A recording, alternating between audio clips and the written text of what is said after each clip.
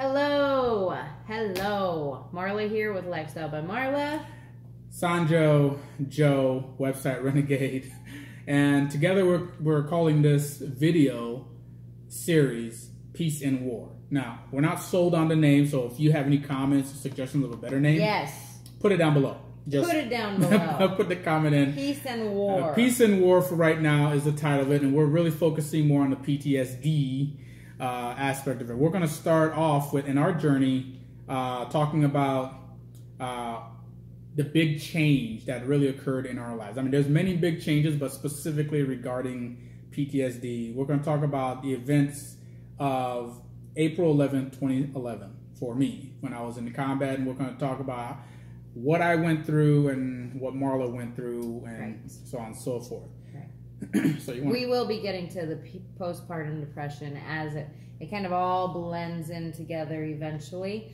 But today we're going to hit on the big thing that changed our lives completely, and that's April 11th, 2011, and that was a big day for us because I'll let you say it, and then I'll tell you how I reacted to that. Okay, so I'm going to try to be as open and honest during this time as possible, okay? Mm-hmm. So what happened on April 11th was that I got injured. And by injured, I mean I was taking a squad of 15 souls with me, so in Afghanistan, and I had a total of 18 people with me.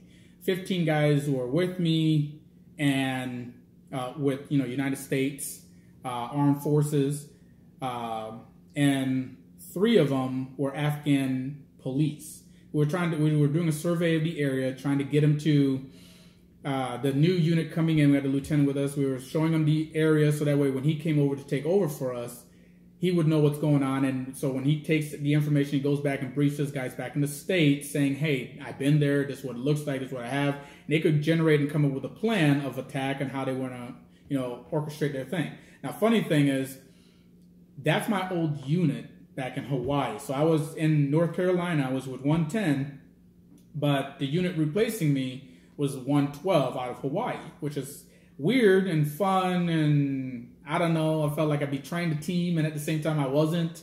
So I was preparing them for what was going to happen. So while we were out there in the field, like I said, I was a squad leader, and of course there was 2 of us, but this particular mission I took lead. I took the headway. I prepped and planned everything with all these guys under my charge. So we were going through the green territory, and we were explaining things to this lieutenant. We were communicating through a translator to the Afghan police about the area and what's been going on with it. So they were feeding us information, and we were translating it back to the lieutenant, and so on and so forth. Now, we've been operating in this area for 5.5, 6 months already. So we've been submerged in it quite a bit. We've had a couple firefights and explosions, lost a couple lives. So we've learned a lot through blood, sweat, and tears, literally, of how to function in this environment. So we have adapted. We know what's going on. Now, part of our mission also was to win hearts and minds. So, the natives there, they could either be a great source of help or a force to be reckoned with. And a lot of that, a way to get in there is to be nice to the kids. So we had kids with us sitting around, and we were talking. Some kids were 11, 13, maybe even 15 years old, but they were doing hashish, there's different things. And they were smoking cigarettes with the guys and so on and so forth. They wanted it, so they got it, One of the kids, his father, come to find out through intelligence later on, was an IED maker. So he's not only an IED maker, he also helped set the bombs out there in the fields that we would walk into, called IEDs, improvised explosive devices. Now, I split my unit into 2. So when it was time to leave, I sent half up ahead to follow the same path we came through, and then I waited, and then when they were settled to be able to provide security for us, we picked up and started our egress, meaning we started coming back towards the rest of this group for safety reasons. So it's called bounding, going back and forth in halves and groups. Making sure you're properly secured at all times and making sure everyone's protected and alert and everything like that. Well, the first half went through no issue. Now, come to note that when we left, the oldest kid with us, whose father was an ID maker, which we didn't know at the time, got up and left. So we thought he was just going home because we were getting ready to leave. He got up and left. No big deal, right? So, I mean, who's ever alert to a kid doing suspicious things? I mean, they are out there, but we've seen this kid before. It's not our first time meeting him either. Mm-hmm. So we're heading back. And as I'm heading back, we're looking back and forth. And that's all. That's all I remember. Okay? Now, to give you a bird's eye view, the guys up on the mountain or doing overhead watch for us as we egress, because I radioed ahead and let them know what was happening. They said that the explosion covered the entire little grid that we were in. We apparently stepped on, what had happened was while we were walking next to this wall, the IED, it was come after investigation, so on and so forth, came out to be a 50 to 60-pound IED explosion that had gone off. It was meant to take out 8 of us. All right. I got launched into the air due to the blast, and I weighed at the time 190 pounds without any equipment and gear on. The gear itself with everything, I was probably about somewhere around 275. I'm not lying to you. So that blast was big enough to launch me up into the air, back at least 5-10 feet, and I landed with all that gear on me, so that created a concussion. So I blacked out. I was out. I don't know how long I was out. I don't know what was going on, but according to the guys up there, they thought my entire 8 guys had completely been annihilated. They were getting ready to call in a Casevac 9 line, which is the damage report, the casualty report, getting ready to lay it on everybody that hey, we have lost a lot of guys. Now the other half of my team came rushing back in proper order, of course, and started dragging us off the X. So we're moving off. I was slapped awake by my corpsmen. My ears were ringing. Everything was muffled. Everything was moving in slow motion. Everything was hazy. My A gunner was out. My Valen guy was out. Even the lieutenant and some of the Afghan nationals had lacerations on their head. Lieutenant got hurt already, and it just was not a good day. Turns out that kid walked over a good distance and wire detonated the bomb, because we had ECMs that prevented remote detonation. So it was a surprise to us. I was vomiting and trying to move and everything. I was incoherent. I'm not gonna lie to you. I don't even remember getting on the truck and coming back to the base, the fob that we were in. But we had to walk all the way back too. It wasn't like we were mobile. So instead of air evac, we were mobile. That means we could move on our own, thank God, to where we need to go. One of my guys, Greenfield, who was my sniper, he actually got the brunt of it. He was me and him were next to each other, but the way the shrapnel went, it went into his side sappy. He had a piece this thick that punched through the sappy that was about this thick. Okay, so it was just enough. That side sappy saved his life because it would gone through his organs. It would totally destroy him. He was bleeding out his eyes, mouth, nose, ears. I don't know what's going on with me. I didn't check me. I was just all concerned about him when I was starting to come kind of too, but everything was still fuzzy. And he was on the ground, so naturally we thought he was dead or dying. Mm-hmm. And me and the corpsmen, we were lifesavers, life tech. I was out, so it was all the corpsmen and my other guys that were properly trained, thank God. Okay, so we move forward a little bit. We get onto the fob. They're running all these tests on us, asking me if I want to be air evac. I'm like, no, I don't. My guys are here. I'm the squad leader. That would be detrimental to the morale of my team. So I'm not moving, right? I could still move, but then I couldn't. And then after I got back to the fight, I couldn't even walk. I couldn't stand up on my own. I couldn't. They would check my eyes for concussion, all this other stuff. Well, after about 2 hours of this, right? They're like, you need to call your family and let them know you're all right. I'm like, okay.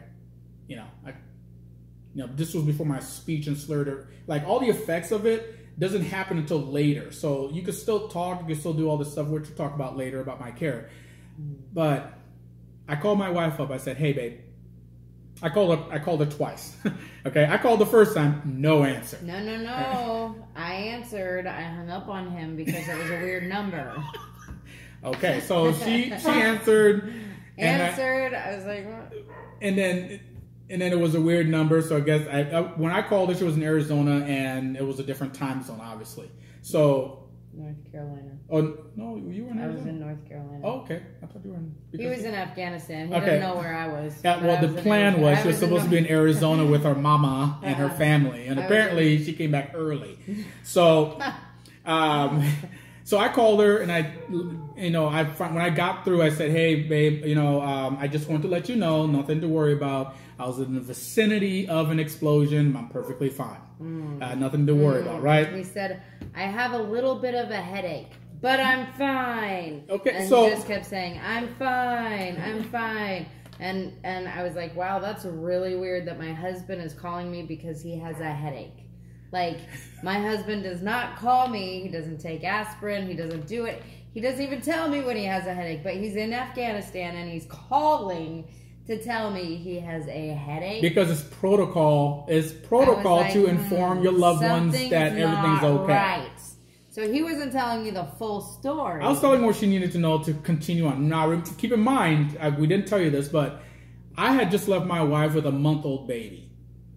Okay, so at the time I'm calling her, she's already panicking being at home. She's concerned about what's happening over here, but doesn't know it's my job to protect her mental state of mind.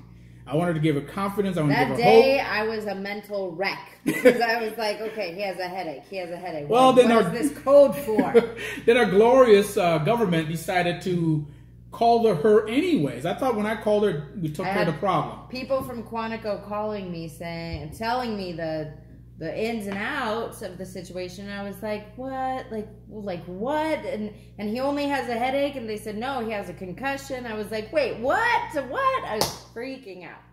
Yeah, they gave her the worst rundown possible. So they took what I tried to mitigate and just demolished it. Now, not only that, they went a step further and called my parents, which I don't even know why they were even contacted in the first place.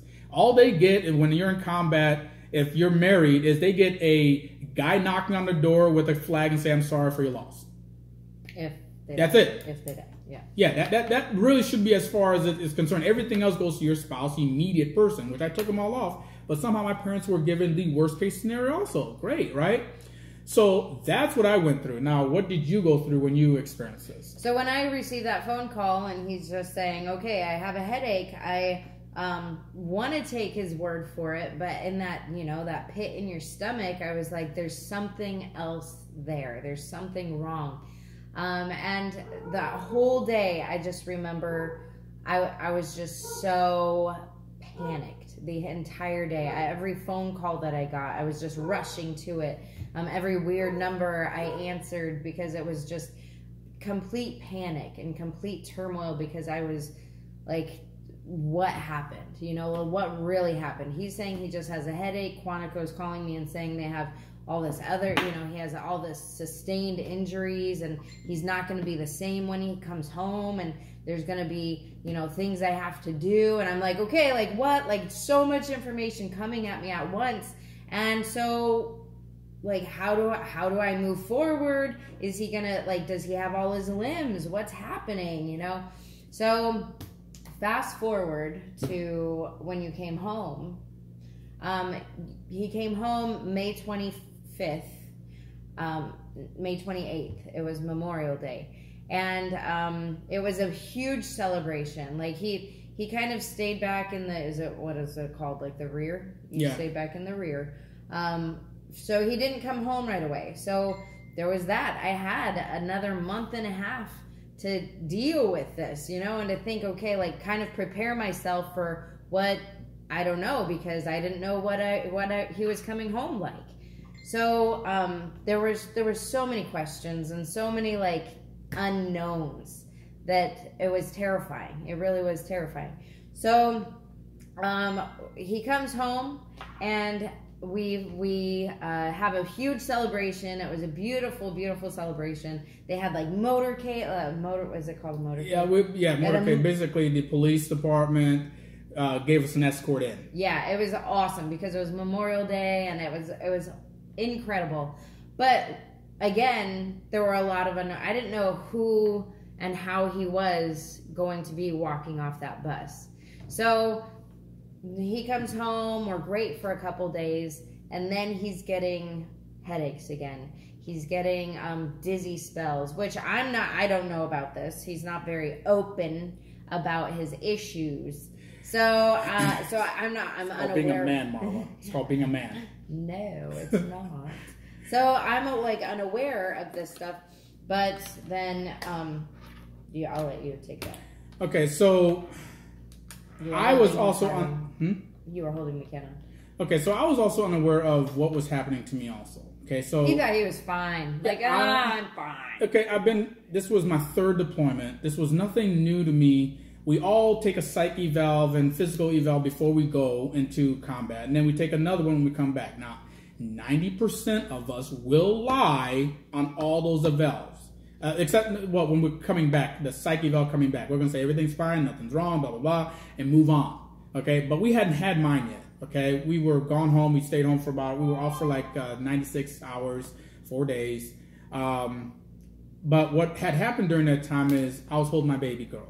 Okay, so I was technically hospitalized in FOB for 30 days. I was not allowed out. What's FOB? FOB is the forward observation base where I was working at. Okay, so I wasn't allowed to go outside the wire because I wasn't mentally stable. I could barely walk in a straight line. I had dizzy spells, so it had to be tested before I even could go. And I wanted to overcome that fear before I left country. Mm-hmm. To me, it was very important that I did not let the enemy feel like they won, that they took me out of the mission. And that was me and all the other guys with me. So we ended up 3 more missions. We were able to go outside the wire, overcome that kind of conquering fear, and feel that we came home victorious, keeping our pride and our dedication to duty intact. Fast forward, I'm holding my baby girl. She's now 8 months old. Okay, I'm going up the stairs to our apartment, and I get the worst dizzy spell of my life, to the point where I almost fall down 3 flights of stairs. Like, I don't know how I did it, but I started to get dizzy, and I twisted myself preparing for the fall and have my daughter on my chest, and I was going to take the fall with the stairs, right? That scared me so much. It shook me up, and I said, no, I cannot lie on that psych eval. I cannot pretend that there's nothing wrong, because obviously there's something wrong. And so that began my care, I guess. My mental psych care, my care into getting prepared. I still didn't think it was PTSD. And he still didn't think he really needed it. He still questioned it. He was like, okay, this happened for the sake of my baby girl. I should probably get some help. But he thought it was just balance issues, and to be honest, PTSD, you don't see it. You don't see the PTSD in these people. So I'm thinking, hey, when he got off that bus, he has all his limbs. He has all his arms, his fingers, his everything worked. Everything was there. That's the first check. That's the first check. Everything worked. Every guy knows that you... Oh, all right. Thank you, God. Everything worked. Everything was there. So I was like, hey, great. Like, I was mentally preparing for nothing. But actually, there was so much wrong on the inside.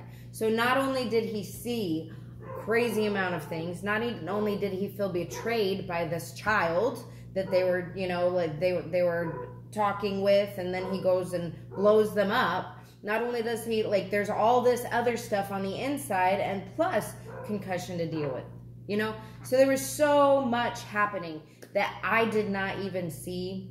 And he was not gonna tell me. He wasn't gonna be like, hey, I almost fell down the stairs with our daughter, like he did. It wasn't at all like that. It was over probably a course of 4 months that we fought. I mean, we fought hardcore. Our fights were just getting worse and worse, because I'm thinking, you left a person that we could go to the restaurants. Like, we could go to a restaurant, sit down, be fine, have a good time before this deployment. Even go to the park. We could go to the park. We could take a walk. We could enjoy ourselves. And now this person that I married, that went to Afghanistan and came back, he sits on the couch the entire day. Every moment that he was home, he was sitting on the couch. He didn't want to leave. He wanted to sit in a dark room. He didn't want to go to the park. Every time I was like, hey, let's go to dinner. No, let's order and let's bring it home. Like, who is this person? And that's the most frustrating thing that I dealt with after he come home, because I was like, what is happening? Again, all the limbs, everything's there. But what's happening, you know, like, it was just a different person. So if you're a wife and you're struggling with this and you're like, he's just not the same. He's not the same. You have to look deeper. You have to be patient with it. You have to look deeper and say, okay, like, it's not you. It's not you that he doesn't want to hang out with. It's not you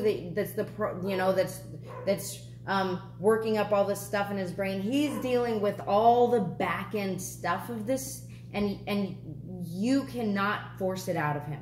And that's what I've learned. You cannot force it. Okay, so the way that all that traumatic events happen is your brain literally starts shutting off unnecessary things. It still records everything that happens. You're consciously not aware of it all. Right. Okay? Right. So when the traumatic event happens, you're like, you think you're all there. Mm-hmm. After it happens, you think you're all there. But then there comes a moment in time where, when I was home, and this was all of our fights, like, my mind started, okay, hey, dude, we need to go back and actually roll through this tape and figure out what was going on. Mm-hmm. And so I'd be sitting on the couch and I'd be reliving the experience all over again. And that's what PTSD is. He comes home July 4th is really just around the corner. I'm like, oh, yay, my husband's home. Our little girl and all the three of us, our little family, can go see fireworks. Worst 4th of July of my life. And it was probably the worst 4th of July of his life as well. Yeah. It was so bad. And I remember the look on his face, like, he was prepared. He was prepared because the fireworks were coming. But the look on his face when they started happening was complete terror. Complete, like, he had to sit in the car. He couldn't stand with us. He was, like, trying to find a weapon, a knife, something, because he didn't have a gun at the time. Like, there was so much. And then, so I was pissed off and mad because I'm like, why are you acting like that? Like, what's your problem? You know, can't you just be normal? And that created a whole new slew of things. And we went home fighting and screaming at each other because we just didn't understand where each other was at. I was clueless and he was hurting. Yeah, so when I went through my thing, look at PTSD, we both went through it at the same time. The difference is I went through the physical aspect of it, mm-hmm. okay? And she went through the emotional aspect of it. Now, what's not ever talked about is the fact that as a significant other, you both go through the same exact thing. You're just going about it from two different aspects. Right. Okay? And then later on, I was dealing with the emotional, and then she was dealing with the physical. So the whole thing came together later on for individually. Right. But she had her own PTSD. I had no idea. No one's going to talk to you about that. Everyone's going to talk to you in the service if you're still active and you come back. They're going to say acclimating back into the home, mm-hmm. how to insert yourself back into the situation. Well, no, that's not what it is, especially if you got hurt. Even if you just went overseas and you came back, you're a different person. Yeah. Okay? Acclimating is PTSD because you now have to assume all the responsibilities she had, but you've been gone for so long. Okay? Right. Now you're afraid to give him this person, especially when he starts behaving differently than you would expect him to. You're afraid to give him that. That's fear. You don't know what all that happens. You don't know how he's going to react. You don't know if he's going to handle it. Someone want to throw it all on there and things start falling apart. Finances go to the wayside because the guy's not there. Yeah. Right? You literally feel like you're falling apart. Like your marriage, your finances, your everything that you've been working towards and that you were working together on while he was gone, together while gone, is just like it crossed my mind, like, I thought it was going to be better when he was back. And it's not better. Didn't you start wishing that I had returned back? Yeah, I was like, you just need to go. Like, if you feel safer over there, if you feel like you need to go. Like, it got to that point where we were screaming that at each other. Like, I just want to go, then go, And it was a painful moment in our lives.